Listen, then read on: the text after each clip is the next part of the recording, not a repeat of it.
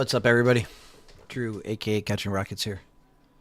There isn't too much for me to cover from yesterday.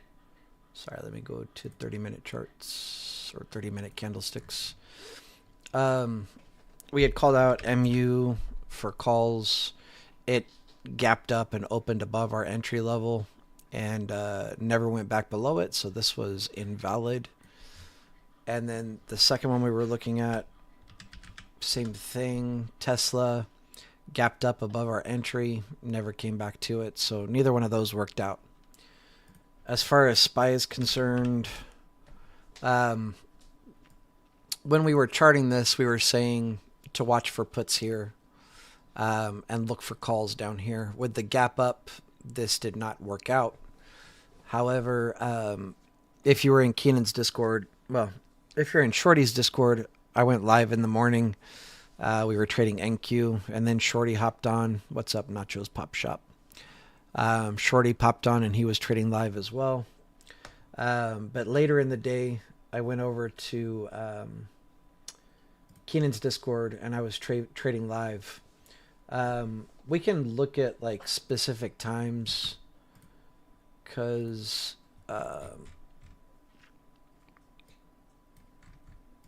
I would just like to show it. So this is all going to be Pacific Standard Time.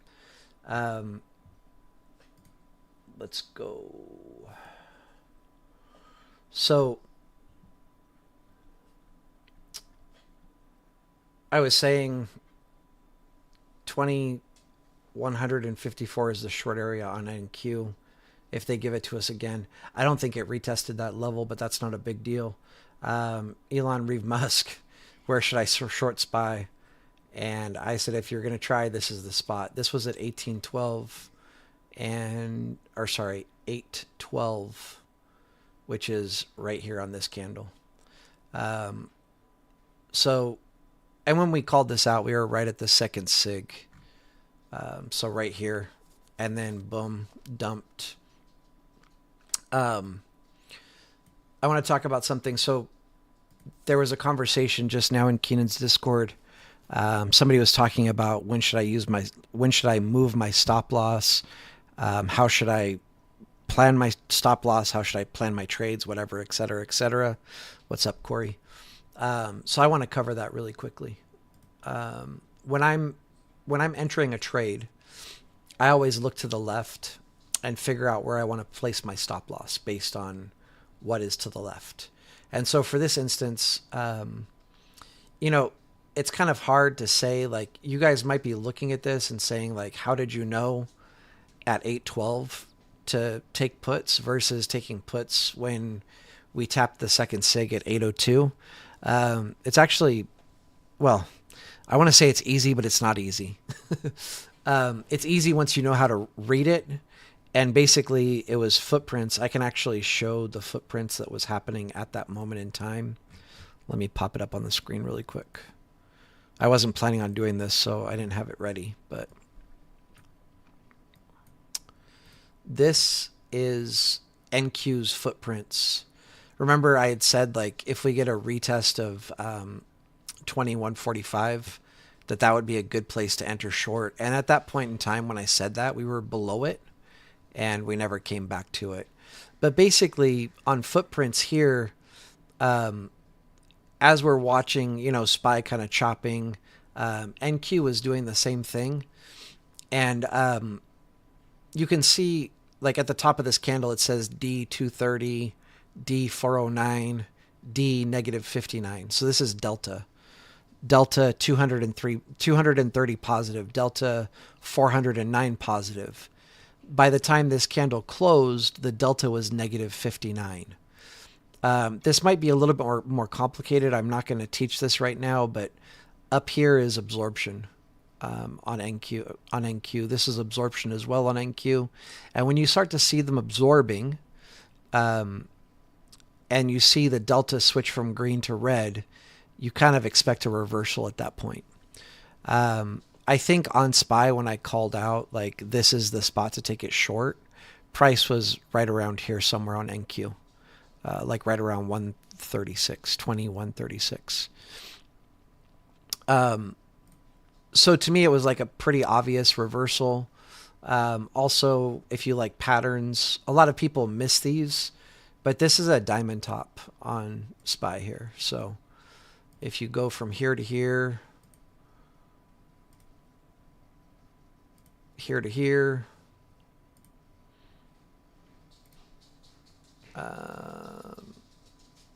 it's not a perfect diamond top, but it's close enough. There to there. Actually, I should say diamond tops never are perfect, but something like this. This is our diamond top, and basically as soon as this is broken, you're going to get a good sell-off. If this was a diamond bottom, as soon as it's broken to the upside, you're going to get a pretty big move up. I've called a few of them out live, like in Keenan's Discord, Shorty's Discord, whatever. Pay attention to these. Generally, really indicates a nice move in the opposite direction. So if they're at the top, you generally get a nice sell-off. If they're at the bottom, you generally get a nice move up. This is probably a diamond bottom here. It might look better on a different time frame, but it is there. It's just kind of ugly, but it's there. So let me erase this really quick, and then I will cover how I would set up this trade if I was taking it. Realistically, from second sig, my target would be the single prints mid on this trade, because that's generally where you see a bounce on the single prints. We did go a little bit lower, which is fine. I'm never trying to time the bottoms. I do try to nail the reversals though. But so from here, what you do when you take or before you take your trade, you want to plan it out. And so if we're saying I'm short or I'm in puts and my price target is going to be the single prints mid, then I have to be making at least $2 for every dollar that I risk. And then from this point, I look to the left and I go, where would I want my stop loss to be if I'm taking this trade? And for me, my eye immediately goes here. Okay. And so now if I bring my stop loss down to there, and I never bring it exactly to there, because if market makers are trying to take me out, they'll generally go like this and then go like this. So they're going to go a little bit above where the liquidity is. You know, your average retail trader would put their stop loss basically right at the top of that candle. And so market makers are going to come right to it, take them out, and then go. So apparently, like I would go a little bit higher. Like you want to give it a little bit of room for them to come up, grab liquidity, and then dump. So if I'm planning this trade, again, I immediately look left, see where most likely they'll go to stop me out. So there's a couple of candles that grab my eye like this. There's also this one here that's just a little bit above. It could potentially be here. And then here.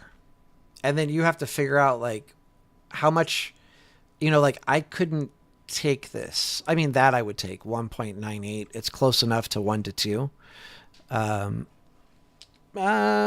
You can read absorption other ways, but footprints would be the best way. So yeah, you can read absorption like on, I think on Bookmap you could be able to see it. Also, if you're just watching your level 2 data, you would be able to see it as well. But it's not as clearly defined on level 2 data as it is on footprints. So basically, this is the key. We're looking left. The absolute highest I could put my stop loss if I'm taking this exact trade is at the exact high of this candle, which I wouldn't be interested in. This is like, it's too far away for me. Again, I would just be looking at this first red candle here, and I would want my stop loss, to be a little bit above it, like right around there is good.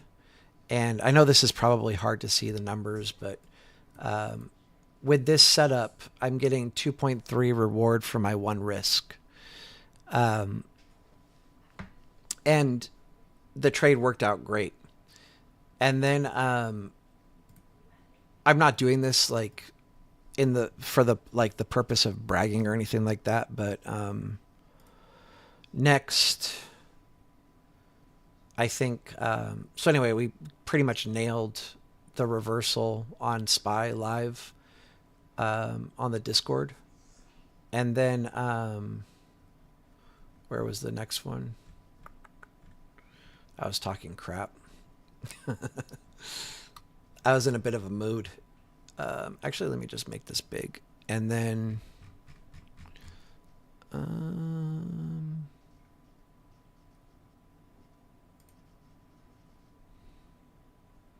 so the next thing that I called out, I think, was 901, possible reversal here. We have to find that. It's here. So it was this candle here. So same exact setup. It's at the second sig. And I would take the same exact trade. So again, you use your short tool.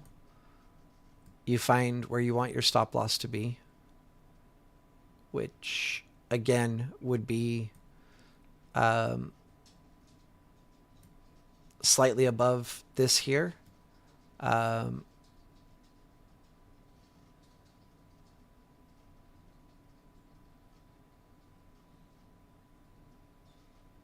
doesn't really matter, right? We could set it up exactly the same as the last trade, which was 2.3 reward for our one risk. And, the trade works out, right? I want to point something out here, which is better than this trade. This trade, it dumped and went straight to our profit target in just a few candles. Sounds like somebody's talking, but you're really quiet. Hey, Drew, I just unmuted. I have a question for you here. Yeah, what's up? So here, when you're describing on playing the candle and placing your stop loss where you placed it at 570.86, and knowing that the VPOG up, the level is up atop, are you going to be, in your trading experience, do you place the stop loss like right above the level, or are you placing it off of like the candle wick? Because that's something that I've been experiencing where I will try to place it like probably above the wick and I still get grabbed and then the move goes. So you have to, you have to go above the wick. Okay. So but in this, go ahead. So the same thing. So like I would immediately, if I'm taking this trade, my eyes, so like this, let's just hit replay. This candle hasn't happened, right? Right. And I entered right here, or before I enter, I'm looking left and I'm figuring out, hey, where's my stop loss going to be? So my eye immediately goes here, right? This wick. But then if I look further left, my eye immediately goes there. And then if I look a tiny bit further left, my eye immediately goes here. There's no like world where I'm accepting this much risk on one trade. Right? So, I mean, at least for the reward, if I was looking for a way bigger move, then yeah, I could, I would consider, but at this point, I'd be like, at this point, my stop loss has to be above the September POC, you know what I'm saying? So it's kind of a slippery slope, but to me, I look left and I figure out where my candles are. And to me, like just being above this one here should be good enough. Okay. If I get stopped out, it is what it is, Yeah. The big thing is that we're playing probabilities, and like sometimes probability is going to go against us, sometimes it's going to work out in our favor. But the really important part is, and obviously you're in Shorty's Discord because you're talking to me over voice chat, but I was just talking about this in Keenan's Discord. Like, sorry, who am I talking with? It's VP. Sorry, hang on one second. It's VP, Drew. Oh, VP. I sounded like you said BP. I know VP is. What's up, bro? How you doing? I I was just, like, had like a pretty lengthy discussion on Keenan's Discord, and we're actually going to get into it here. And I don't know if you've heard this, but like for people in Shorty's Discord, I have accountability groups going. If anybody wants to join, just send me a DM. As long as you're in Shorty's group, you can join it. And really, the focus there is just doing the one trade a day and Mm-hmm. finding your setups when the market's closed. So like, or if you're trading futures, finding your setups like, like in the overnight session before the New York Stock Exchange session opens. And right now I have about 15 people in that group, and some really impressive results so far. I'm not going to name anybody. What's up, MacMan? What's up, William? What's up, Professor? I'm not going to like name anybody, because if anybody wants to speak up and be like, hey, like I'm in the accountability group, whatever, blah, blah, blah, blah, blah, this is what's happening, more than welcome to, but it's not my place to be like, talking about people, losses or accomplishments or whatever. But so out of everybody in the group, everybody that started like really like probably a month ago, we're all like losing traders. And in just a month, every single one of the people that's joined that accountability group is already seeing an improvement in their discipline, an improvement in their trades, an improvement in their patience. And all that we're doing is finding setups when the market's closed. And when I say when the market's closed, I'm talking about New York Stock Exchange. And then they're planning their trades. They're putting their entry, their stop loss, their take profit, and they're only allowing their stop loss or their take profit to get hit, which is important on this next trade. This trade here that I called out, if you're, and this is something important I wanted to talk about because this was being asked in Keenan's Discord, like when do you trail your stop loss? So let's say my target is the single prince mid, right? And if we hit the replay feature and we come to here and we go, oh my gosh, I'm so close. Like, let me bring my stop loss down to whatever here, right? This is called fear-based trading. And what happens with fear-based trading is every time that you enter a trade, 100% of your losses is going to hit your maximum loss, so your stop loss. Or worst case, you move your stop loss out further because you're scared of it getting hit. And then when you are in profit, you never make it to your profit target because you keep moving your stop loss down. And then when we hit replay, this came back up, hit you, and then went to your profit target. So every time you're in a red trade, it hits your stop loss, you're losing your one risk as a minimum, best case scenario. A lot of people have a bad habit of moving their stop loss further out, and then their stop loss is getting hit for an even bigger loss because they didn't accept their risk when they entered the trade. And they were just so determined, oh, it's going to turn around, it's going to turn around, it's going to turn around, that they kept moving their stop loss further out instead of just waiting for the next good setup. And then when it's green, it never hits our profit target because we trail our stop loss and it comes close and then boom, comes up and hits us and then goes and hits our profit target. So for people not trading your levels, what ends up happening is your losses are always bigger than your wins. And when your losses are bigger than your wins, unless you're like a really good trader with like a 60, 70, 80% win rate, you're going to lose money until you're sick and tired of losing money, and then you're going to quit trading.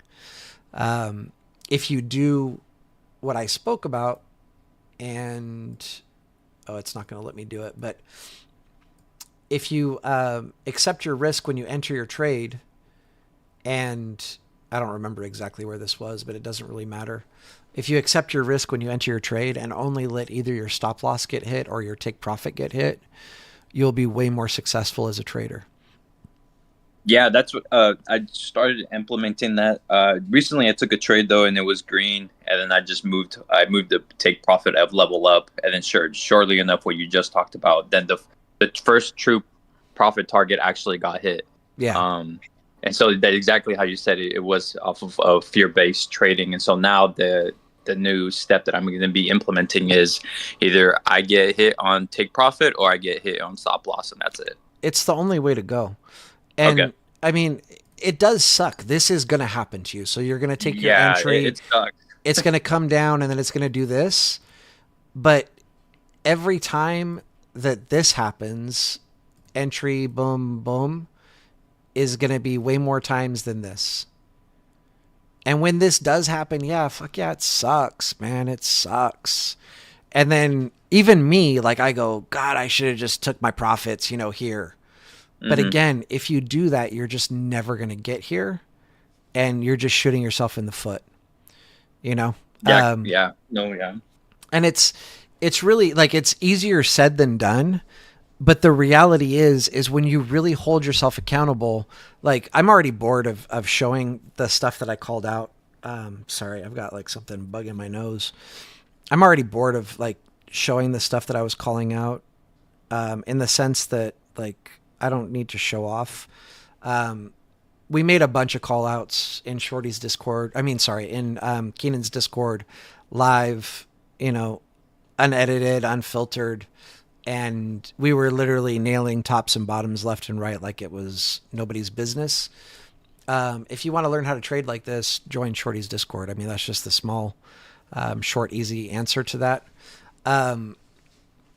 If you're, or also, you don't even have to join Shorty's Discord. Just follow the education on the YouTube channel, read the books, keep asking questions, keep watching. We give all the information away for free, but seeing professional traders do it live kind of changes perspectives. So that's all I'm going to say on that. Again, I could cover a bunch of call outs that we did, but really I could care less. I don't need to prove anything here. I would rather show you guys, the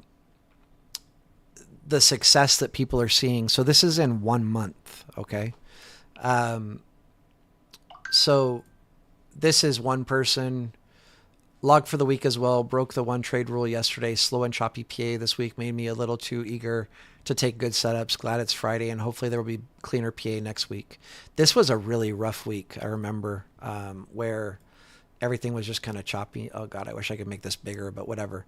So you can see, one loss, one win, one win, two wins, one win, made 20% on the week, and one loss.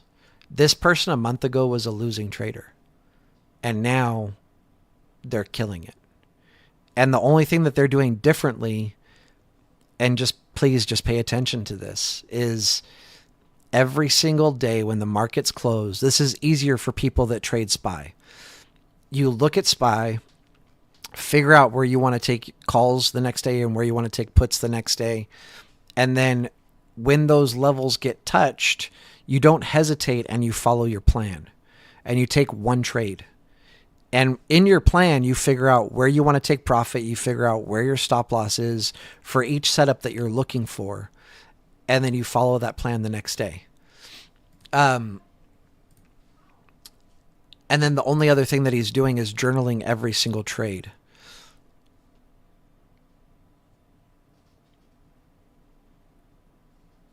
Yeah, for sure. Sorry, stocks for really. Yeah, I'm replying to you. Sorry. I answered you without acknowledging who I was talking to. And then, so this is a different person. It's kind of hard to see. I'm sorry. It's even hard for me to see it, but, he had his plan. You can see the red part is his stop loss. The green part is his take profit. And down here, you can see it went green and it came back up to red and then finally went and hit his profit target. He didn't trail his stop loss. It hit his profit target. He took his money and he ran. This is another person. They were entering short, targeting the previous day value area low, and it got hit. This play played out. This is just kind of showing what I'm talking about. Again, I'm sorry if this is small, but I'll read it to you guys. But so they've looked at their charts and they've figured out, okay, calls here, puts there. Tomorrow sets up for an interesting day for ES. Aggressive other time frame buyers took control in extended trading hours. We broke out of the 5-day balance plus previous week high. We were in from the bigger picture. We are still very bullish. That being said, we opened higher but failed to find buyers. An auction took back inside the balance, basically trading in between the balance high for most of the day, and ultimately close out the balance showing acceptance higher. The completed profile in my eye is a B shape, and that's telling me if we have a B-shaped profile at the top of the trend, which is often a bearish signal to the downside. So after all of that, here are my setups for tomorrow. So just showing like this is literally what all 15 of these traders are working on, like working with me every single day. They post what they're looking at. They post what they're, I mean, it doesn't have to include text. So you don't have to write yourself, a book or a novel on what setups you're looking for. But you want to look at the setups when the market's closed. And so then here we can see that their trade worked out, executed the trade to perfection. Just a tad jealous looking at the chart now. The tap of the IBL to the 5-day balance value area high or POC would have been gold, but it's all right. So they entered short on the retest here and then played it all the way down to the 5-day balance value area high.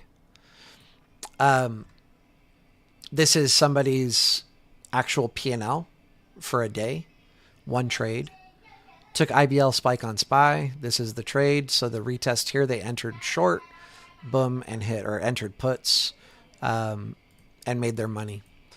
This one I absolutely adore because this person has been in Shorty's Discord for probably, I don't know, 2 or 3 years now. And they've been struggling the whole time. I'm not going to share any details about them. I was about to, but again, I don't want to kind of out anybody unless they're interested in outing themselves.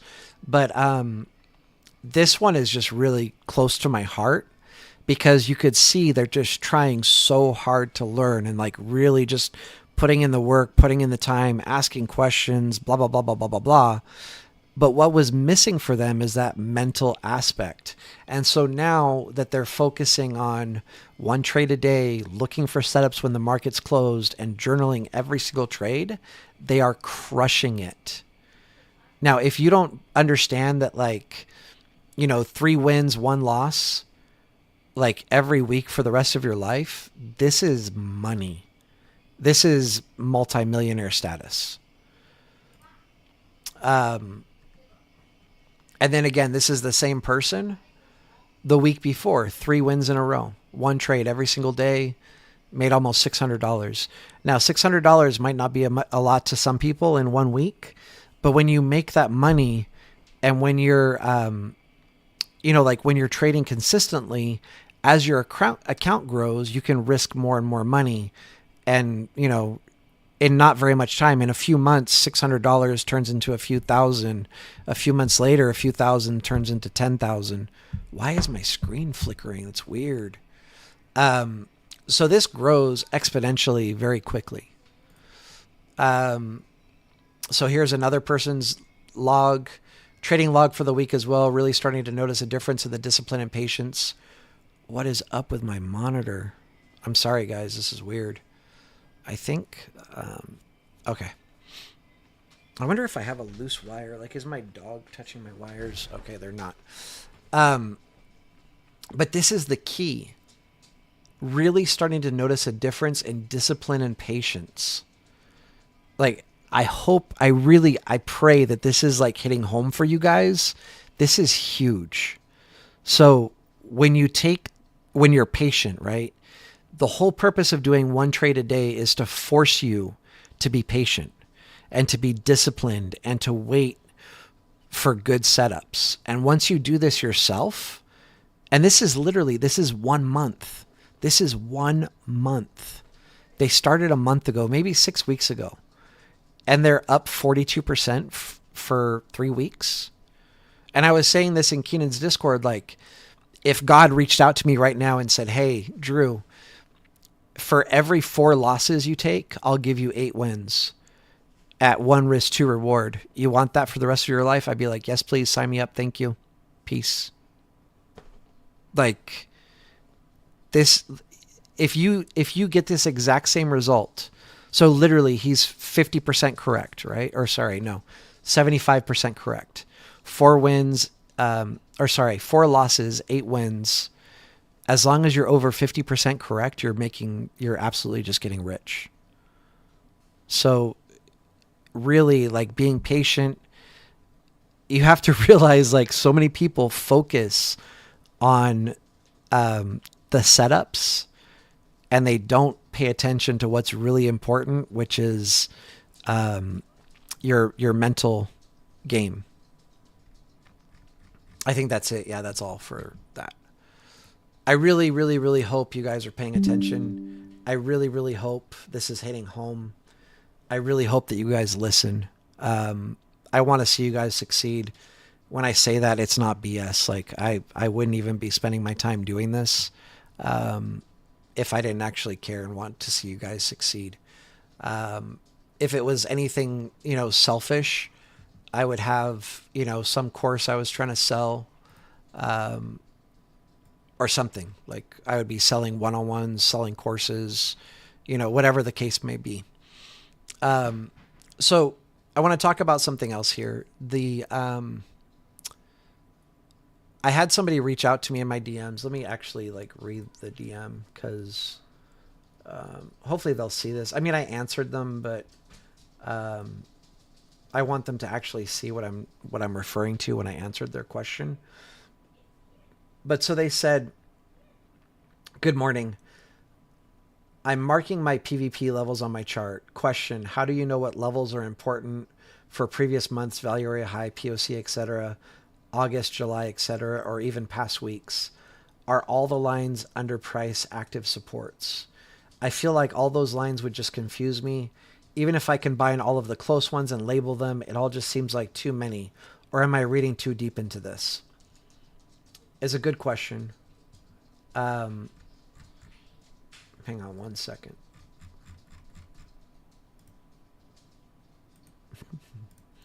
And so the best way that I can answer that is by showing you. I mean, we can take pretty much any time on Friday and figure this out, but on the screenshot that this specific person sent me, actually, maybe I should just pull it up really quickly so that you understand why I'm focusing on the level that I'm going to focus on. But this is their screenshot. So they have way less levels than me, right? And based on the levels they have, previous week POC, September POC, previous week value area high, previous day value area high, previous week POC. I don't know.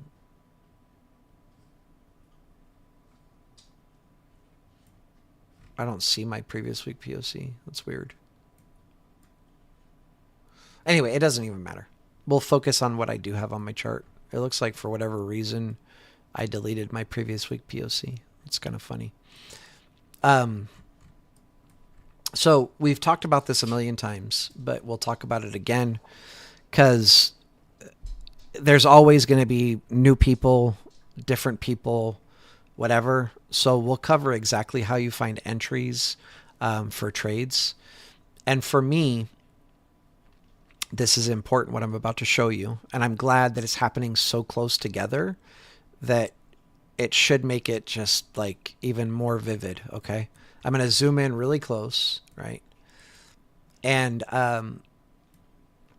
basically, we're going to do this exactly like I explained earlier with our take profit, stop loss, figuring out our entry, figuring out our stop loss, figuring out our take profit.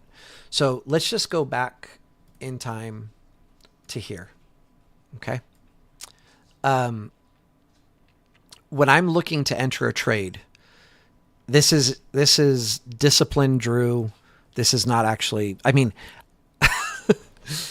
I have to be like real with you guys and honest because it's not really how I trade, but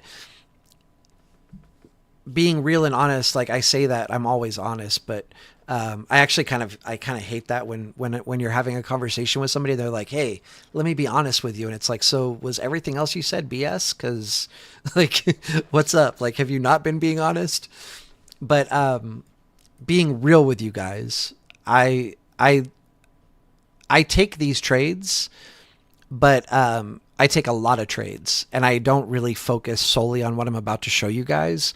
But when you're learning and you're trying to go from being like a losing trader or a break-even trader to a successful trader, it's way more important for you guys to be patient and wait for really good, solid setups. Whereas I can be a little bit more willy nilly, and that's the whole point of the one trade a day for 6 months. Is that once you finish it, you become like so deadly with your entries. At that point, you can take 20 trades in one day if you want to. You probably won't though.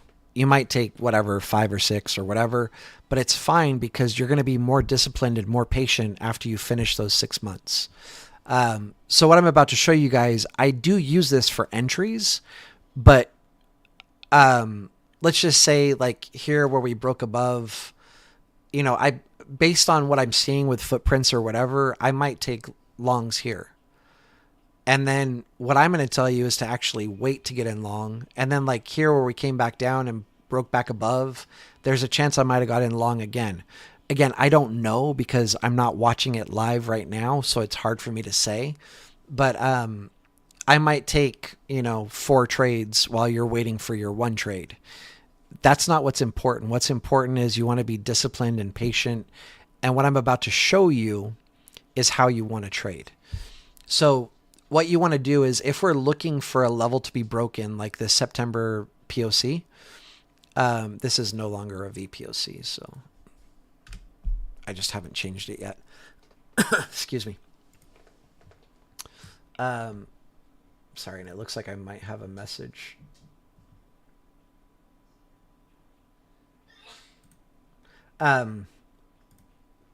So when we break above a level, what you want to see is 3 5-minute candles close above. So here we have one right here. I don't like what's the best way to do this. Yeah. So there's one close above right here, right? And then there's a second close above here, and then a third close above here. And then technically when you retest here is where you would get into calls. The reason that I say technically is I don't like that we broke above the level, came back below, and then went back above, closed, retested. So look at the difference here, right? We peaked above and we wicked up above, and then we went back below and closed, and then went much lower, came back up, closed above, retested. And then it just kind of chops. And then, yeah, I mean, we got to move up, but like this is basically to space, right? There's no level here. Where if we're trading this at a minimum, we probably want to target here. So now all we have to figure out is where our stop loss is going to go, right? So what you want to see is something clean like this where we break above. It's a nice clean breakthrough. It doesn't pull back down below. We close above, and now we're waiting for our retest, right? What's up, Larry? How you doing? Welcome. So now if I turn off the replay feature, actually, let's find our stop loss first. I don't know what's going to happen. Or actually, I do remember what's going to happen. We got a nice clean retest, and then it ran. And it ran, I think, way higher than the third sig.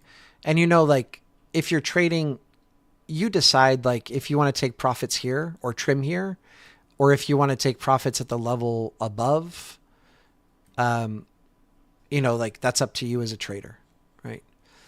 For me, generally, I'm going to be good with the next level. Actually, in this case, on SPY, no, I'm not trying to get 40 cents or whatever this is.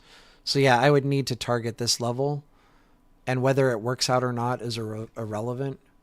I could even look left, and say might be worth taking profits here.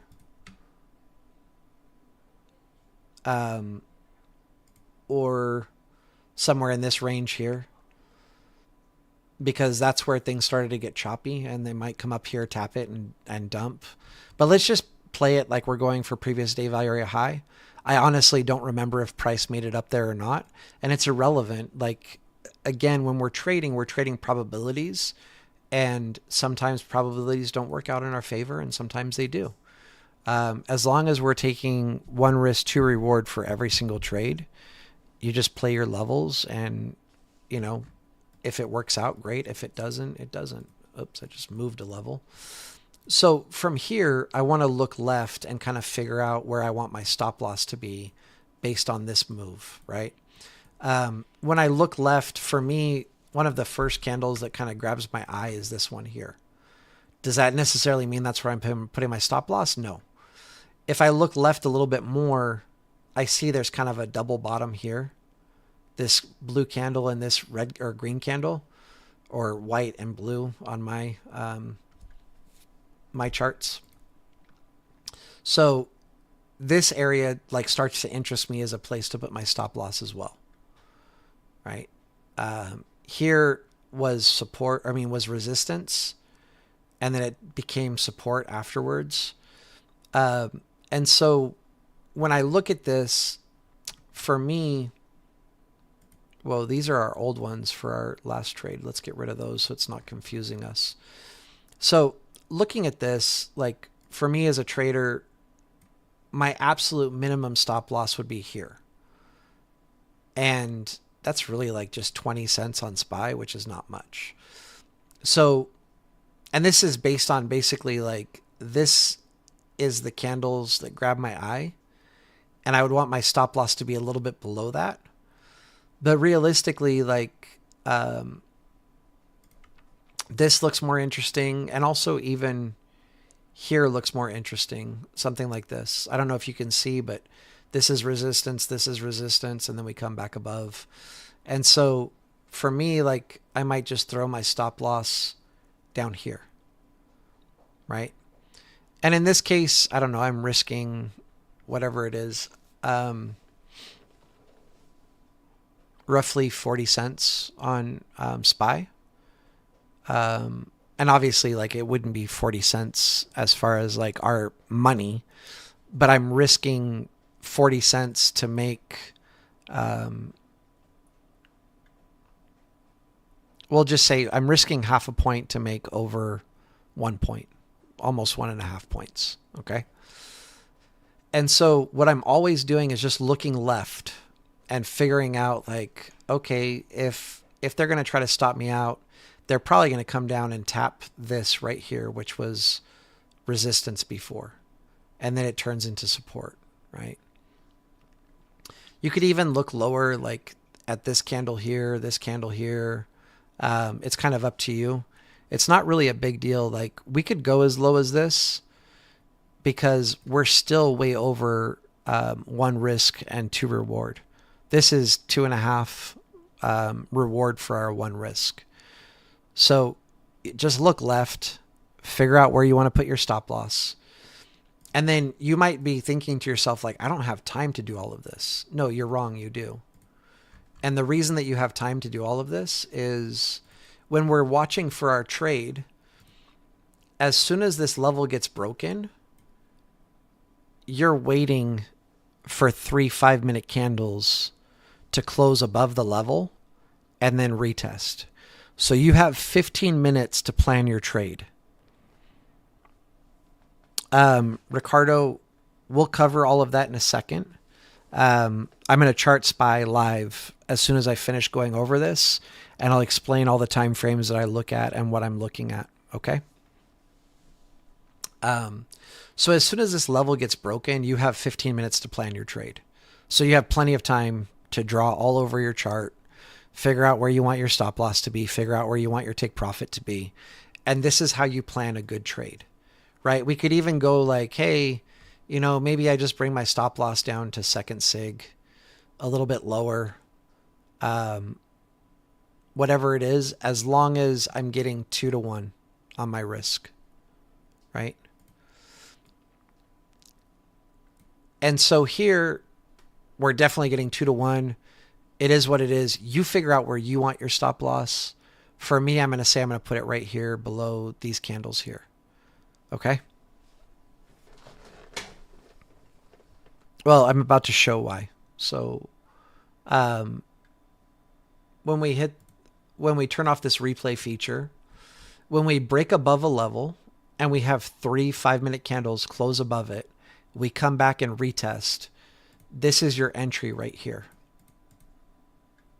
And if you look at how clean this is, like you were hardly ever red on this trade. Trading options, like, it chopped sideways for a bit. So maybe you lost due to theta, but as soon as it went, it went. Like you would have made money on this, no questions asked, right? And so that's what you're looking for. 3 candles closing above, retest your level, boom. Or it doesn't have to be 3 candles closing above. If we break below a level, 3 candles closing below, retest, you take your short, you figure out, like if you want to target there or target there. Okay? And I can show you this over and over and over again. You can go and backtest this yourself and see how well it works.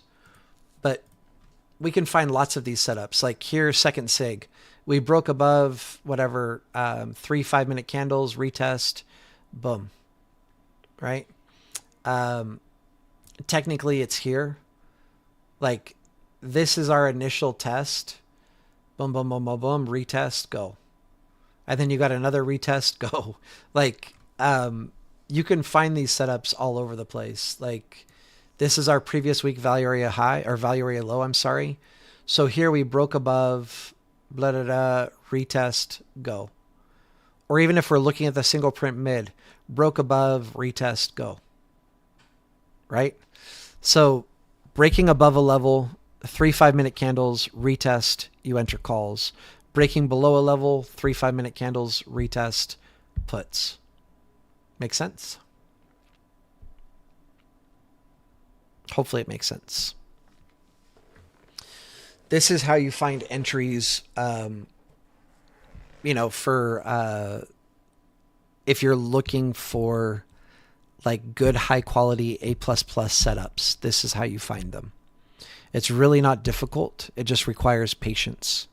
And I've already shown you guys at the beginning of the video why patience is worth like establishing, and becoming a patient trader is way, way, way worth it. And like once you do it, you'll never look back.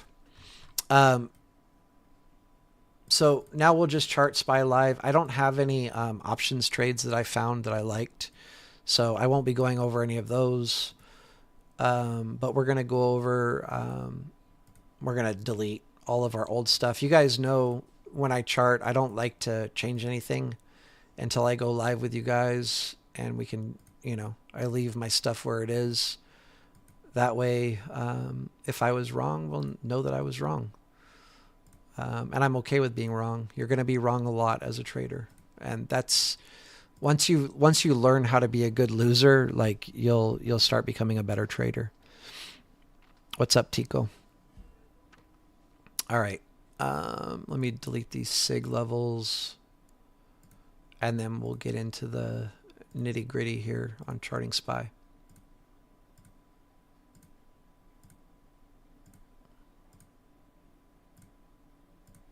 So hopefully everybody is very clear right now. 3 5-minute candles closing above a level, retest, enter. Or 3 5-minute candles closing below a level, retest, enter. Larry, well, if I'm trading SPY, right, and if I think I deleted my entry, but whatever. If my profit target is 572.50, then I want to be in the money when it gets there, right? So 571, 572 contracts would be acceptable. Generally not good to trade 0 day till expiration contracts just due to theta decay. You want to, I mean, with SPY, like there's really not too much to look for. The biggest thing is you want to make sure that you have open interest. And I can show you what I'm talking about.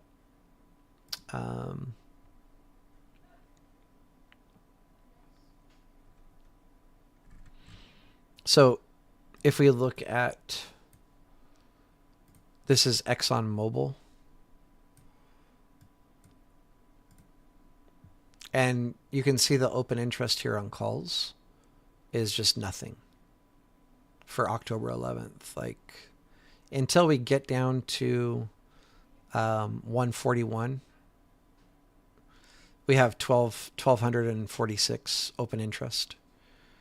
And then on the put side, again, really just not very much open interest. See, I wouldn't be willing to trade puts on ExxonMobil due to the lack of open interest. So the first thing that I'm looking at is open interest. So again, I'd like to see at least 800 open interest. And if there is an 800 open interest, then I want to see, if there is an 800, I'm not interested in trading. I'm not interested in trading that option at all. If there's over 1,000, that's even better. That's preferable, but minimum I would take is 800. The second thing that I look at is the spread on the contracts, and right away, like, I'm pretty much not interested. Like, I'm not willing to, be buying a contract for 30 cents more than the bid, right? Like, if you can put your price at whatever, $2.70 and you get filled, cool. But I'm not going to hit the ask and get filled, at almost $3 when I could only sell it for $2.65. Does that make sense? Whereas if we look at SPY, why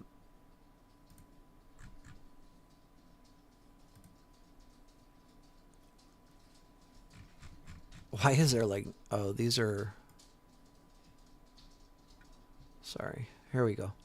So if we look at SPY, like, open interest is way higher, right? And your spread is almost nothing. It's like 2 cents. Pretty much 2 cents or 1 cent all the way, right? And so that's what you want to see. You want your spreads to be close, and you want at least 800 open interest to trade. And then other than that, the only thing I would say is just when you're, if you know that you're closing your call at 52 or 572 and 50 cents, then just make sure, whatever it is, you would want like the 572 contracts, which are now in the money, but at the time when you bought them, they wouldn't have been, right? Or you could even get the 571s. So you just want it to be in the money when you get to your profit target. Okay. Hopefully that makes sense, everybody. So let's just get into charting SPY now. We'll just go like from the very beginning. We're going to mostly just focus on charting volume profile. I will also be charting TPO and SIGs if it's possible. But really my main focus... Oh, wait. Did I delete the monthly SIGs? Oh, it's fine. We'll just redraw them. It doesn't really matter. I'll do it live. That way for people that don't have them or don't know how to do it, they'll see how to do it. So we'll delete all of this.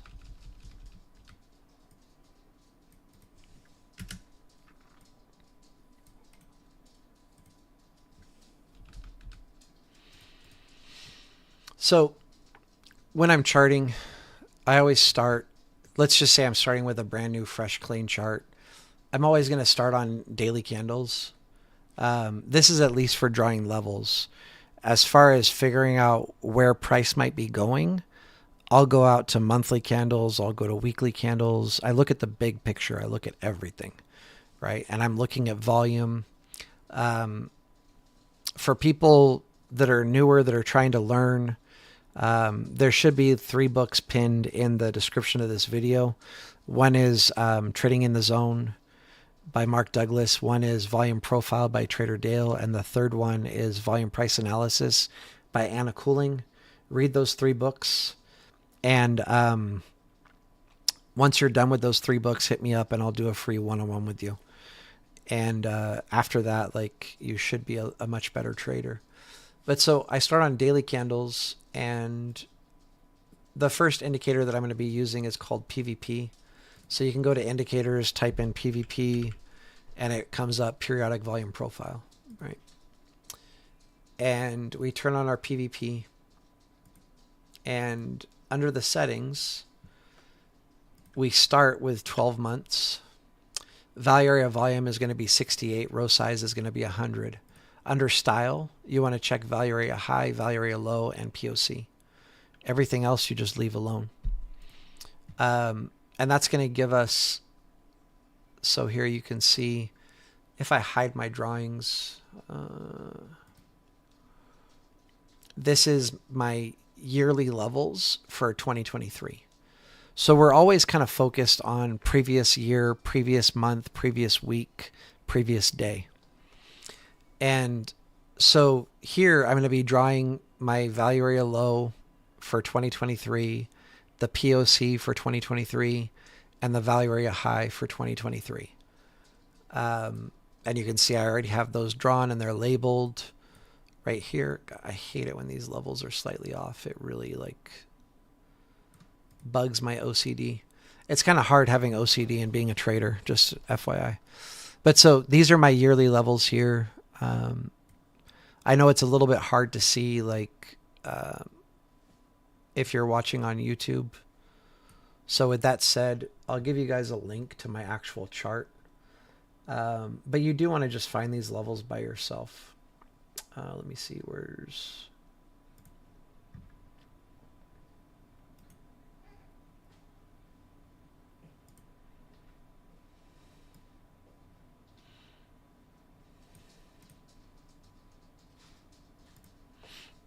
So this link here will give you, like, literally if you click that, it'll open up my chart.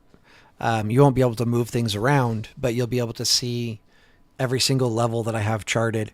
I recommend that you chart yourself, but if you want to, you could also just go to my chart and click this little button, and basically every single line you can highlight by holding down Control or holding down Shift and like clicking the top and the bottom.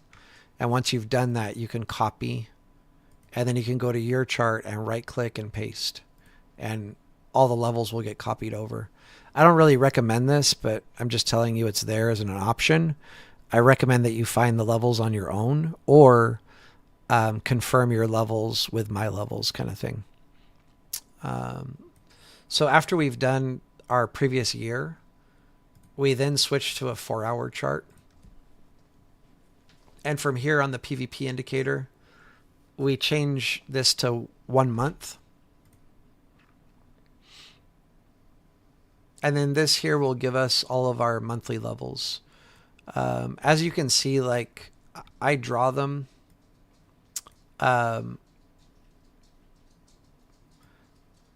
And I leave previous month levels. I don't delete them. But so, sorry. I can't handle it. I drew those levels before the month of September ended. I think I drew them on the 29th. So they did shift a tiny bit. Had to fix it.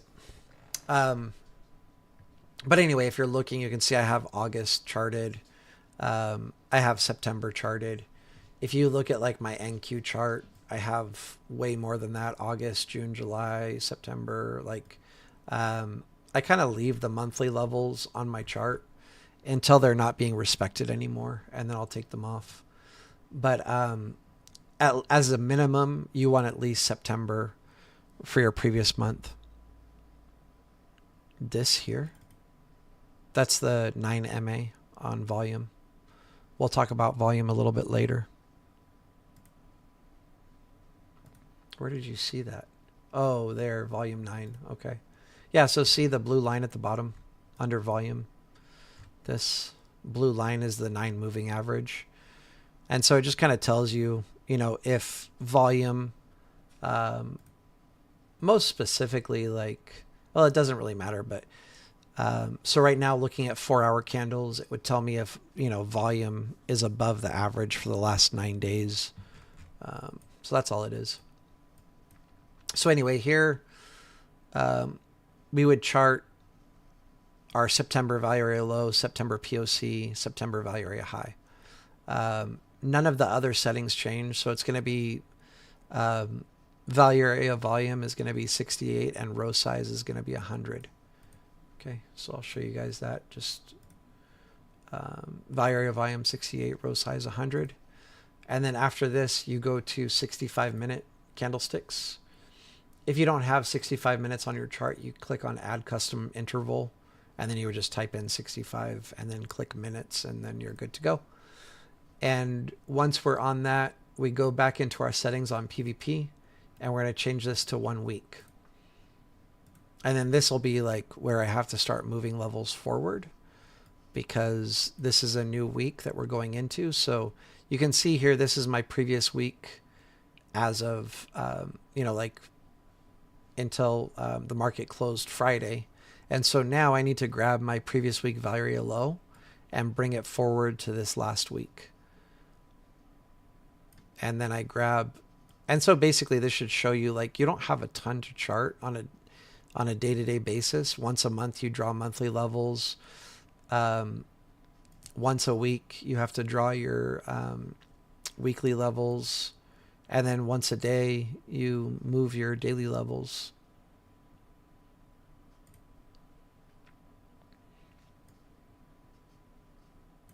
And then move my previous week value area high. And then this is going to be a VPOC. And so that's my weekly levels taken care of. And then now I go down to a 30-minute chart, and I'm going to turn off the PVP indicator altogether, and I'm going to switch to session volume profile.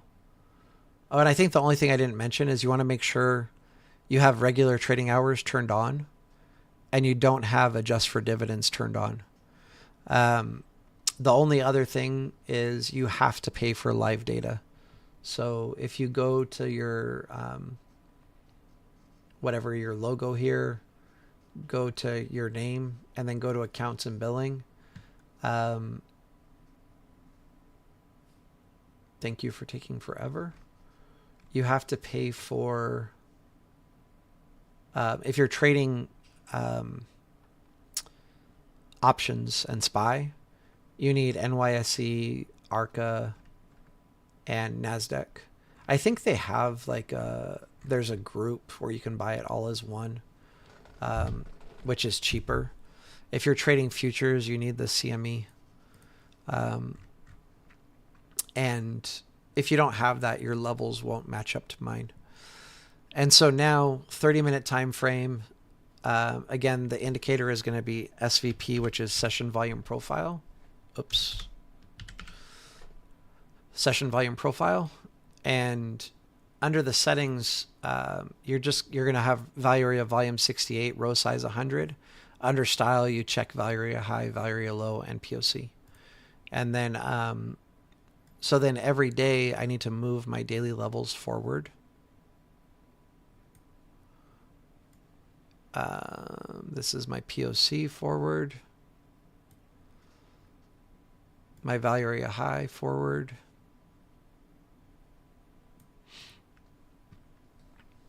And then that is all it is. Robinhood, it's extremely important to pay for live data. It's like maybe $15 a month. If you can't afford to pay $15 a month for live data, then you shouldn't be trading. You have to invest in yourself as a trader. So yeah, I mean, like paying for good charts like TradingView, paying for live data, I mean, that's all just part of the game. If you look at, just as an example, I'm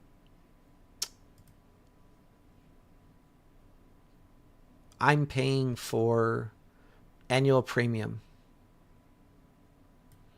And if we look it up, let me see.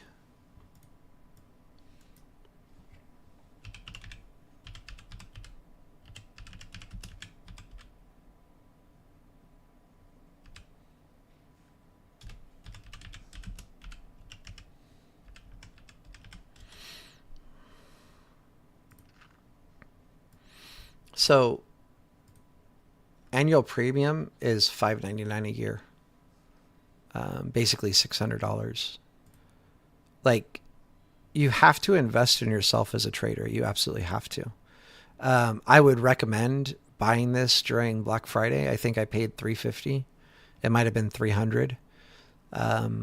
But so that's why, if you look at my subscription, well, my card is expired, but that's irrelevant. Um, I have my subscription set to not auto renew because I'll buy it myself on a Black Friday deal. Um, so really important to, invest in good software, investing good charts. Don't use trash companies like Robinhood. Um, I would even argue don't use Webull. It's, that's going to be not a very popular opinion probably amongst a lot of the people in the chat, but I'm trying to think of the best way to explain um, what I'm going to say. Um, a lot of influencers are looking to make money through either, a Patreon, a Discord, referrals to whatever, Robinhood, Webull, Moomoo, blah, blah, blah, you name it. I could open up my emails right now and show you, as a YouTube channel with whatever it is, 4,200 subscribers roughly. I have probably about 20 emails from companies that are hitting me up like, hey, promote our product, blah, blah, blah, blah, blah. Promote, I don't even remember, but I've had like, I'm not going to say who because I don't subscribe to that stuff, but hey, what's up, the Stock Explorer? I've had companies, let's just say like Robinhood, Mubu, Webull, whatever, reach out to me offering to pay me money to promote their trading platforms to you guys. And it's not something that I would ever do. For me to promote something to you guys, it has to be something that I'm willing to get behind myself, something that I would be willing to use myself. And so the reason that people promote it is they're willing to pay you money. And the way that they do this, like a lot of you probably know, Robinhood, they don't charge you to enter into a trade or to close a trade. Webull doesn't charge you to enter into a trade or to close a trade. I'm pretty sure Moomoo doesn't charge you to enter into a trade or close a trade. I'm not positive on that. I'm not really familiar with their platform. Those companies that aren't charging you, the only way that they're able to do that is they sell your order flow to market makers. And so how that works out is, like when we were looking at our option contracts, we'll just pull it up again really quickly. Like you have the bid and the ask. It's not a huge difference, but let's say you click buy at ask. In literal milliseconds, the market makers will buy at the bid and sell to you at the ask. And the way that they're doing that is if you're trading on Robinhood or you're trading on Webull or you're trading on Moomoo, or even worse, if you hit market, they're going to absolutely wreck you because they're buying your order flow from Webull or from Robinhood. They know you hit the market button. They can sell it to you for whatever they want to sell it to you for within reason. And so they're going to fill you at like the worst prices possible every single time that you enter a trade. Unless you're doing a limit buy, they're going to absolutely wreck you on your fills every single time. It's not as noticeable as with something like SPY. But again, if we go back to like ExxonMobil and, my spreads, where was it? It's loading. My spreads are 15 cents or 20 cents or whatever else. Like they're going to absolutely kill you on your fills. And so basically what you're dealing with is a company that doesn't care about you as a person. All they care about is lining their pockets, and they're doing that by selling your order flow to market makers. Of course, every business needs to be profitable, right? But you can be profitable and have integrity and, like, be transparent as a company, which, any real broker that you go to, they're going to be like, hey, we charge this much to fill your trades. And that you're like, okay, but it's transparent. Like, that's what you're paying every single time. And so you might think, no, I don't recommend trading with Webull. What do you mean by connected to TradingView? That you can connect their, that you can trade through TradingView on Webull, if that's what you mean. That's one of the worst things you can do as well, and we'll talk about that in a second. So they're all selling your order flow, and it might sound like you're getting a better deal. Like, let's say, like whatever, 5 cents to, like they're buying it for this much and selling it to me for 5 or 10 cents more. Whereas such and such company is going to charge me 35 cents per side. Really, in the long run, especially like for Robinhood people, like when you go to try to close a trade and you're not able to close, and then price just keeps moving further and further away from your profit, it is definitely worth using a reputable company that is looking out for you when it comes to trading. All right, so trading through TradingView. So when you trade through TradingView, you're clicking whatever buy and sell, calls or puts or whatever in TradingView. And that message, like that signal goes from you to TradingView and then to whoever your broker is. So it's going from me to TradingView and then let's just say to Webull. And there's going to be data lag. Like there's latency in that communication. It could be milliseconds. Sometimes there's more latency than other times. And you are going to, there's not always, but occasionally through TradingView, you're going to get absolutely terrible fills. Depending, like based on where you clicked buy and sell, it's going to fill you like nowhere near where you clicked buy and sell. I don't recommend trading through TradingView at all. Use a good broker. That's all I can say. I can recommend brokers if you're using a PC.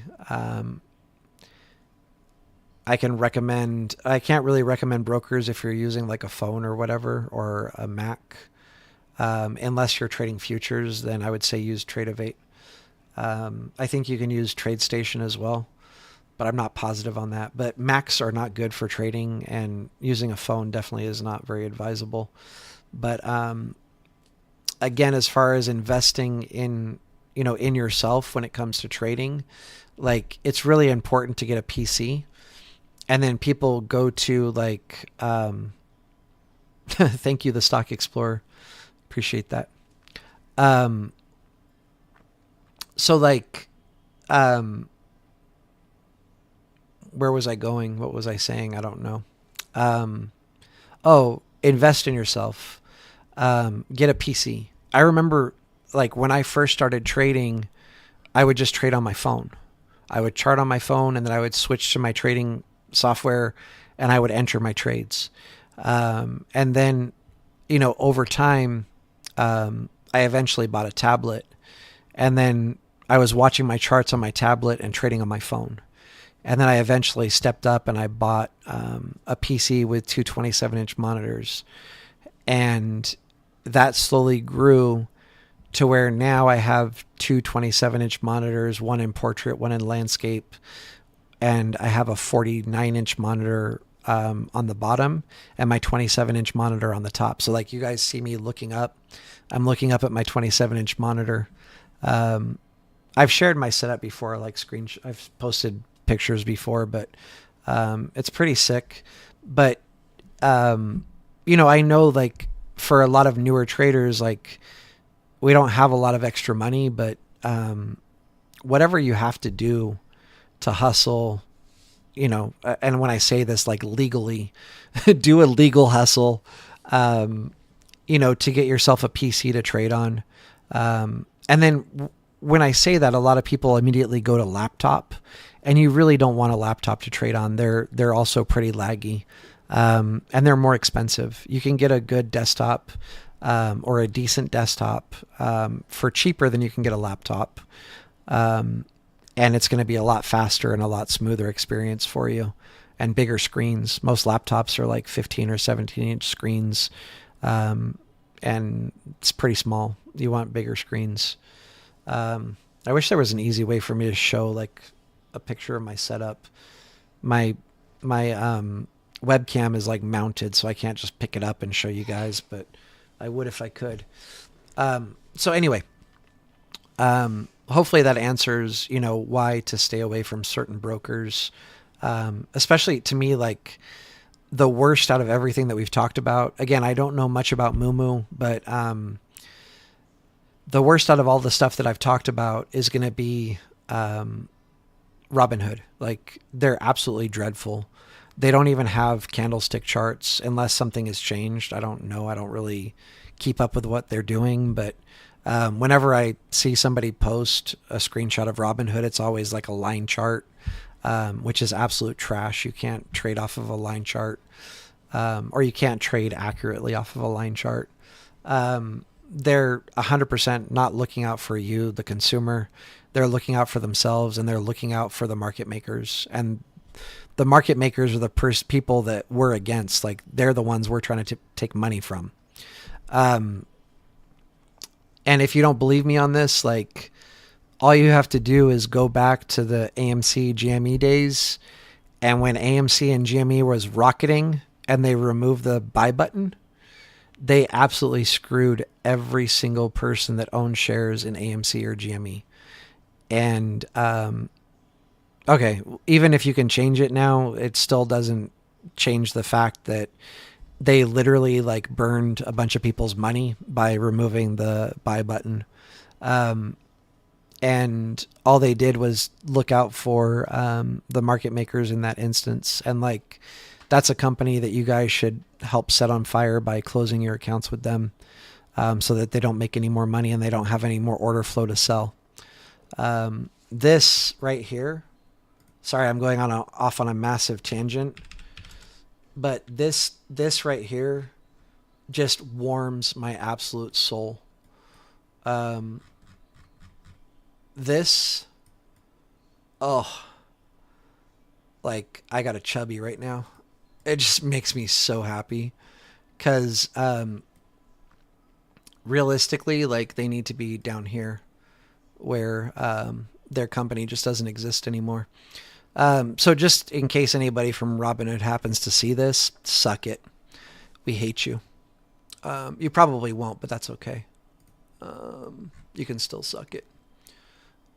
So there's my little tangent, my little rant. Those people are not looking out for you guys. And I've got the emails, showing, or I'm not going to share them with you guys because I'm just not about that. Like, I'm not trying to put companies on blast, but I have the emails from these people like, hey, promote our product and we'll pay you money. And for anybody that's been following me from, day one, that's watched every single videos, I've never promoted anybody. And if I do promote somebody, it's going to be because it's a company that I get behind and I stand behind and I believe in. So like, if TradingView reached out to me and they were like, hey, like blah, blah, blah, blah, blah, promote us, I'm promoting them already. Like, of course I would take money from them to promote them, So, yeah, use good software, use a good company, use company that actually care about you as consumers and not somebody that's just trying to screw you over. They're trying to P. Diddy you. Just an FYI. Anyway, let's get back into charting here and get off this little rant. So we got our daily levels, and realistically right here, you could stop as, like if you want simplistic charts and you want to just focus on 3 5-minute candles closing above a level, or 3 5-minute candle closing below a level, and then waiting for a retest and entering calls or puts, you're good right here. I recommend trading on 5 minutes. This is actually something else that I kind of want to touch on. Um, People ask me often, like, "Hey, what time frame should I trade on?" And I'm like, "It doesn't really matter, like, because this is, I think, another thing that like too many, I don't know, influencers or who or what say like, oh, trade on 1 minute, oh, trade on 3 minutes, oh, trade on five, trade on 30, blah, blah, blah, blah, blah, blah, blah. It doesn't matter because your levels, once you've established your levels, they don't change depending on your time frame. The only reason I say to trade on 5 minutes is just for simplicity, right? So if I'm waiting for 3 5 minute candles to close above a level, I can count them: 1, 2, 3, retest, boom, calls, right? You could technically just switch to 15 minute, and then you're just waiting for one candle to close above your level, and then the next candle could retest, and you would enter calls, right? So the time frame is really irrelevant, other than you want to use a time frame that makes sense for you. So if you're waiting for 3 5 minute candles to close above a level, then I would recommend using 5 minutes. The one thing you can do if you get scared easily, like in trades when price goes up and down and up and down and up and down, is once you're in the trade, you can switch to a higher time frame, and then you don't see as much choppiness. You're going to see more choppiness on 1 minute than you will on 30 minutes or 1 hour or whatever. But really, nothing's changing. The price is still the same. The levels are still the same. Just on higher time frames, you're not going to see like as many red candles or as many green candles or whatever the case may be. Okay. So for me as a trader, I go further than this, but this here is enough on its own to start trading. The key is being patient, being disciplined, focus on one trade a day for 6 months, wait for good setups, wait for good entries. And your good entries is when a level's broken, you wait for 3 5 minute candles, and then you wait for a retest, and you would enter. And that can also look like something else, which is a level doesn't necessarily have to be broken. So like, I don't know that I'm going to see a great example. Okay, let's just use this here, right? So let's just say price came to here, went to here, and then came back down and retested, and then we're entering puts, right? This was our initial touch, and then this is our retest. So we didn't have to break over the level and come back inside. We're just looking for, and this is basically our double top, right? Boom, boom. You would enter, and actually you would be entering here, but I should draw that more accurately just so I'm not confusing people. But so it doesn't necessarily have to break a level and then retest it. It could tap a level and then retest it, and then you would enter. Okay? So hopefully this makes sense to everybody. We're going to keep hammering this home. Basically like every time that I chart SPY live, I'll hammer this home more, but it shouldn't be too difficult. The hardest part about trading is basically going to be trusting your levels. So once you establish where you want to enter the trade, you have to make sure that you only accept stop loss or take profit, and you have to trust the trade. Sometimes they go against you, and sometimes they work out in your favor. I can tell you one of the best trades I ever took in my lifetime was on NQ. And I don't know if you guys know NQ, but it can move like 200 points in a matter of minutes. So like here, if I turn off this initial balance and turn off VWAP, these are 5 minute candles. And so from here, like we dumped, and I don't feel like counting, so I'll draw. From here to here is 1 hour and 25 minutes. And is 407 points in an hour and 25 minutes. So, and NQ makes massive moves in very short time frames. But anyway, one of my best trades ever. I'll just like make up random levels. But I don't remember the exact levels. I remember that it was a short, and I called it out in a Discord, and a bunch of people called me crazy because it was like um, a 300 point move, roughly 275 or something like that. I don't remember my stop loss. It's actually kind of irrelevant because what ended up happening was I got filled and then price absolutely dumped.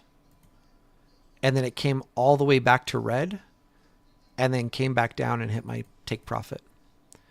And if at any point in time I trimmed, or if at any point in time I trailed my stop loss, I never would have got here.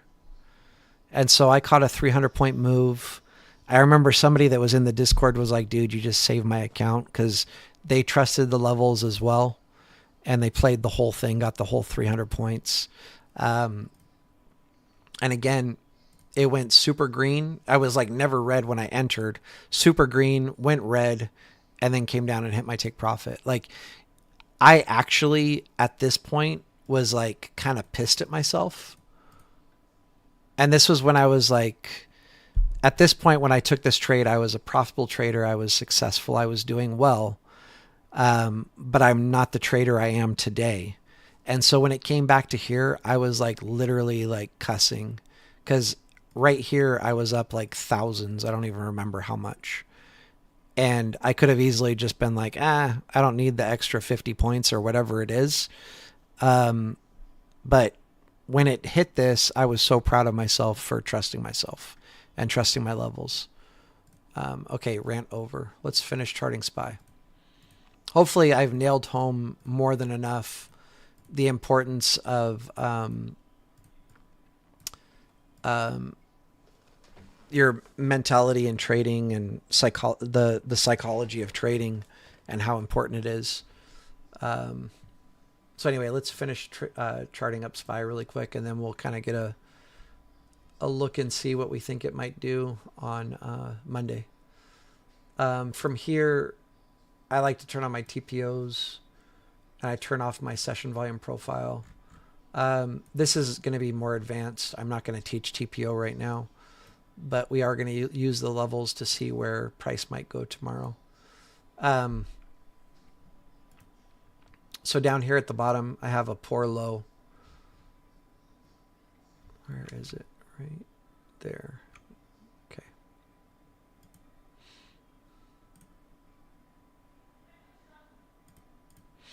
And what a poor low basically means, again, I'm not going to teach this really in depth, but here at the top, I have single prints, which means in this 30-minute time frame, there was no other candles in this range during this 30-minute time frame.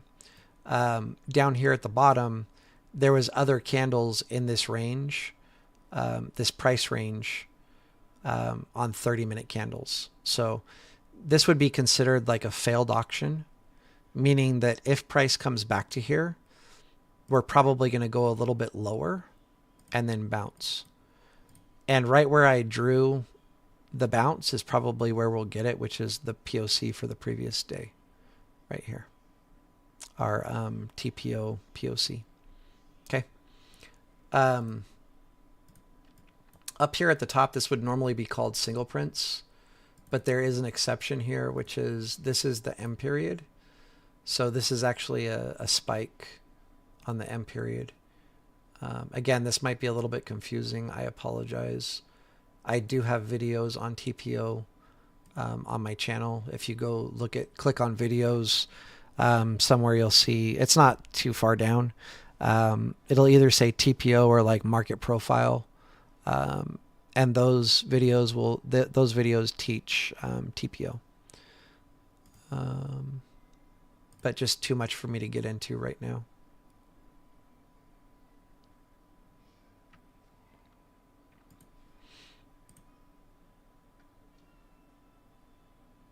So this is my M period spike. And generally, when we break above the spike base, we're going to go like significantly higher. There is a chance, we break above retest, and that would be your entry for calls. And then definitely once you break over the spike, you're looking, to see price go significantly higher. I don't like to grab calls though at the top, so I'm always looking for an entry lower, hoping like we open somewhere down here, or come down and clean up this poor low and then go. And I would be wanting to get in calls, 567-ish, 567.25-ish. Okay. But we'll cover that when we actually look for entries in a second here. So now at this point, I turn off my TPOs, and now we'll go over SIGs, which I know right now if we go to the 4-hour time frame and turn on PVP and go to 1 month, I think we have 4 months in a row right now. For SIGs, you need, so 1, 2, 3, 4. You need the, whatever it is, previous day, previous week, previous month to be overlapping, and you need at least 2 in a row. And so right now on the monthly, we have 4 in a row. And what you're going to do is under indicators, you go for fixed range volume profile, or FRVP, and you grab that indicator, and you're going to go to the first day of that month, which in this case is going to be June 3rd. And then you go all the way to the last candle of the last month, which is going to be September 30th. Now we turn off the PVP indicator just to clean things up so that we can see our levels. Same thing, row size 100, value area volume 68. We draw the value area low here. And this is going to be our first SIG. And basically what this is it's based on a bell curve. So our first SIGs is, if we're having a typical day, that's going to be where we would expect to see like a bounce or a rejection. So here we rejected, here we bounced, here we rejected, here we kind of bounced, right? Of course, sometimes, we'll break through and go to further extremes. And then that's where the bell curve comes in. So from here we go to value area volume 95, and this gives us our second SIGs.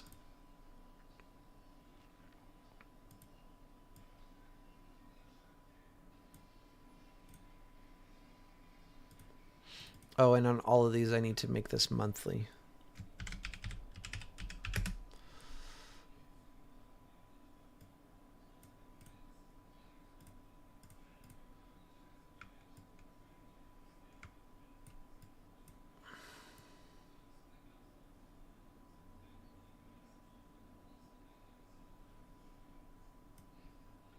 And then right now, I see that my September value area high and my second SIG is basically overlapping. Normally, if this was me, I would just combine both on this same line. But since I'm charting this for you guys, I'm going to leave this here. But for me, this would be too close to where, like, the words are starting to blend in with each other. And so I would combine them on the same line. But again, I'm going to leave it as 2 separate levels. That way, if you guys want the exact levels, you have them. But I would recommend just combining it with the September value area high. And then from here, we go to our inputs and go to value area volume 99, which will give us our third SIG, which at the top is going to be the same. I already knew that. But so here, I would just put monthly third SIG. Oops, 2 spaces. And then this needs to be changed to monthly. And then this also needs to be changed to monthly.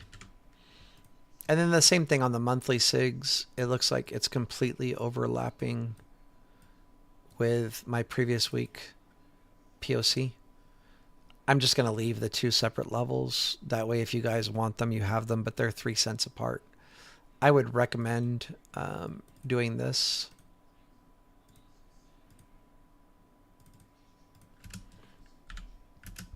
And just deleting the other line. Okay. But again, I'll leave them and you guys can do what you want to do. I don't trade SPY, so it doesn't really matter to me too much. And then we need to draw our third SIG on the bottom here.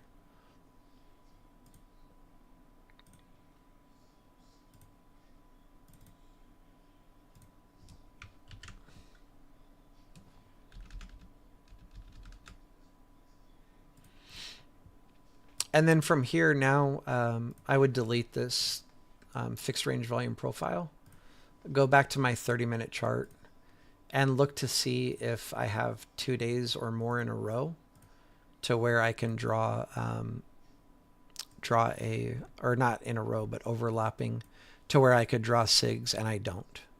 So right now, my value area low and my value area high is outside of the range of the previous day. So prior, we were able to draw SIGs for the last 3 days, but now we're outside of that range, so we would have to wait until our SIGs are back inside of that, or we have 2 days where the value areas are overlapping to draw SIGs. But again, just having this monthly level is probably more than enough. So from here, I have everything figured out. When I'm trading, I do have my session volume profile turned on, because you can actually trade, when you're at the developing value area low, you probably don't want to be taking puts. And when you're at the developing value area high, you probably don't want to be taking calls. It's kind of a good rule of thumb as you're learning to be a trader to not be grabbing calls at the top and not be grabbing puts at the bottom of the current range, if that makes sense.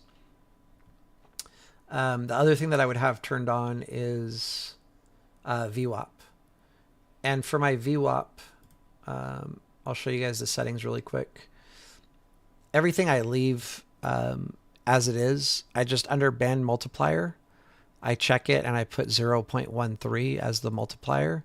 And that gives the VWAP a little cloud that tends to be respected more than just an individual line. Like down here is a good example. Go on a lower time frame. And then you can see, this if I turn off session volume profile, you can see like if it was just an individual line, like it wouldn't get touched like it is as a little cloud. So this tends to be respected more. I don't really use, VWAP for entering trades, but sometimes I'll use it as a place to trim or to take profit. And then the only other thing that I use when I'm trading is initial balance. And this particular one is, if you go to indicators, and if I could spell, initial balance by Noop Noop is the one that I use.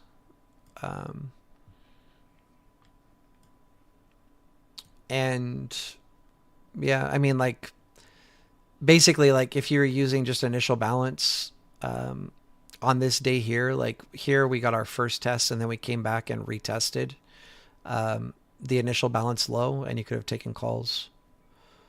So that's kind of just how I use it. Same thing, like if we broke below and then retested, you could take puts. But frankly, I wouldn't use that. Like if you're trying to get better as a trader, I wouldn't even put initial balance on your chart.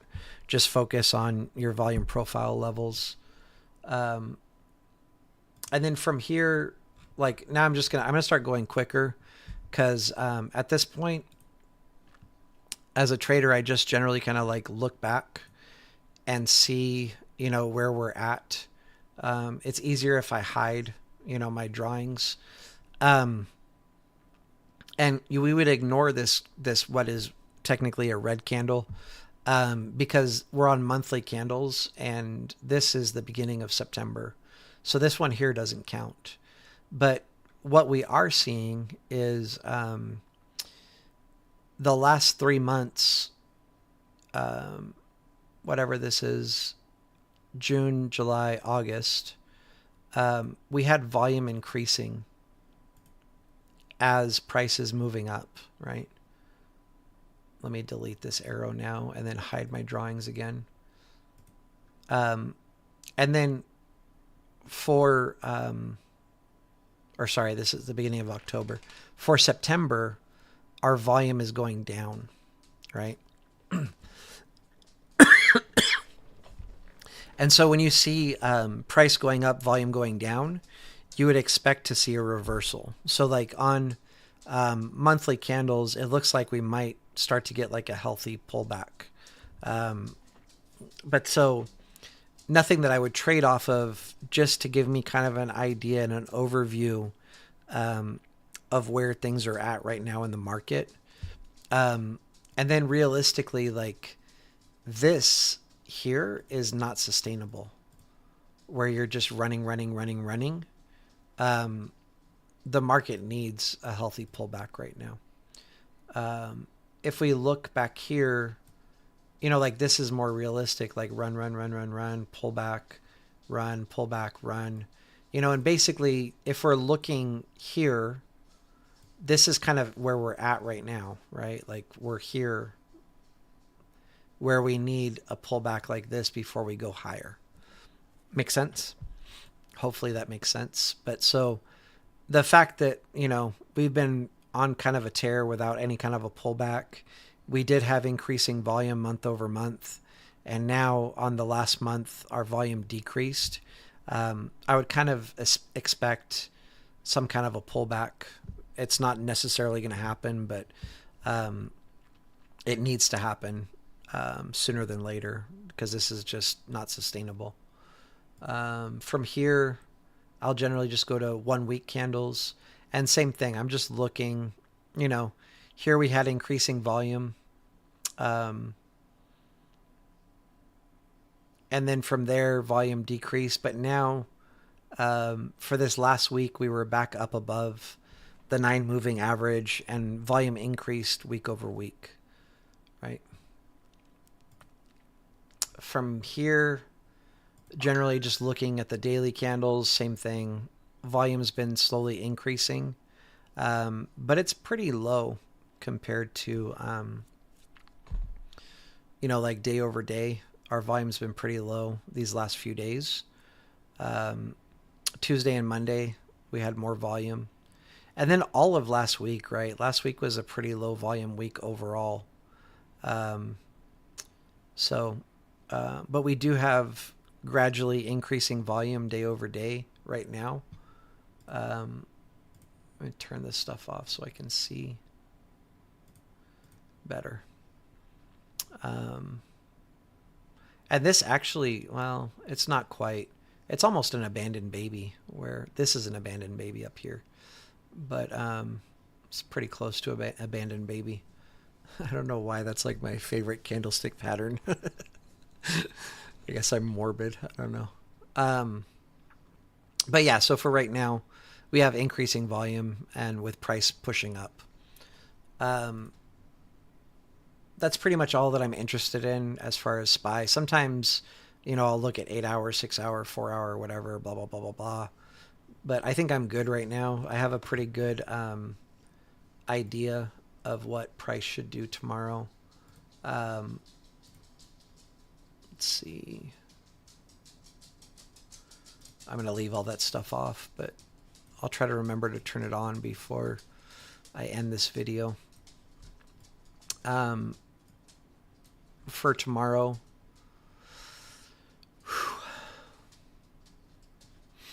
it really is going to depend on the open, but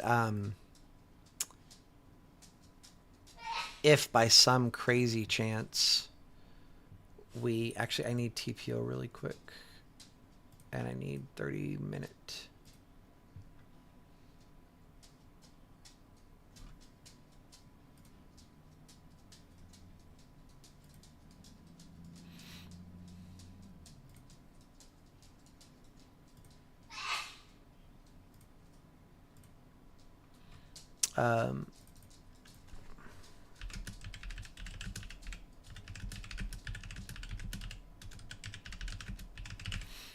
I would love to be in calls here. So if we break below this poor low, whatever, blah, blah, blah, boom, I would be in calls. And I would probably target here. And then I never like it when levels are really close like this. To me, this is going to be an area where things are just choppy. So I would really like to be out of the trade, like way at the previous week value area high. So let me draw this again. If by some chance we come to here, calls, and I would exit there. Okay.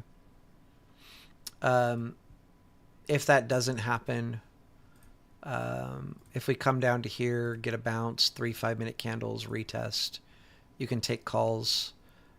You probably want to target somewhere. Shoot. Yuck. Okay. You probably want to target somewhere between the September value area high and the monthly second and third sig.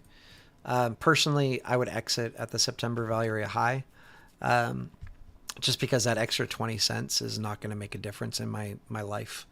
And there's a good chance that we come to this September value area high and reject pretty hard.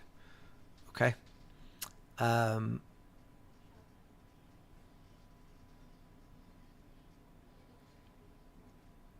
But now at a glance, like that's really all that I'm interested in. Calls here, or if we bounce here, calls at the previous day value area high. If we happen to do, like this, and then come back up and retest, then same thing, calls here, and then same target. The target wouldn't change.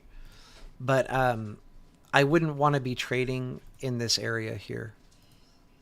Just me personally, it's going to be very choppy, especially for people trading options. Theta is just going to destroy you.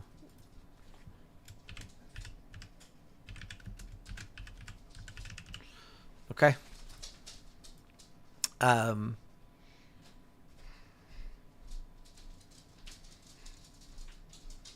Hopefully nice and clean and clear and easy.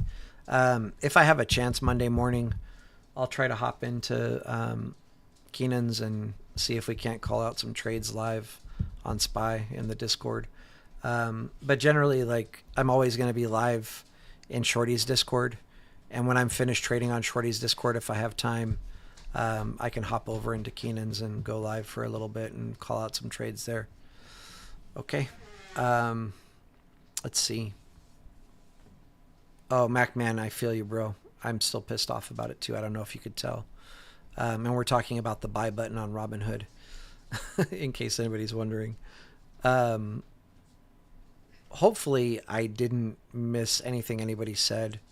I've been looking at the chart. I've been looking at the chat, like, I think frequently enough to not overlook anything anybody said, except for the last few minutes. So let me just look through it really quick. Yeah, the Stock Explorer, Robinhood, what they did was extremely frustrating. It's really, really messed up. Yeah, so it looks like I covered everybody's questions. Hey, Henrik, can you come here really quick? Yeah. I need you to help me out. What? Right into the camera on YouTube here, and everybody's going to think I'm a terrible dad, and that's okay. Can you give Robinhood the Nate Diaz? Why? Por favor. Why? Because I'm asking you to. Actually? Yeah, he only does this when he has my permission, so he has my permission. Do it? Yes. That's for Robinhood. Why? Because we hate Robinhood. All right, everybody. That's going to do it. I really hope. I feel like this has been like a pretty long video. We're at like an hour and 50 minutes right now. But I really hope what I said sticks with you guys. One trade a day, 6 months. Journal every single trade. Focus on being disciplined and patient. Wait for your setups. 3 5-minute candles, closing above, closing below a level. And when you get the retest after the 3 5-minute candles, you either enter your calls or you enter your puts, whatever it is. And yeah, now my camera's all messed up. I'm like sideways. How funny.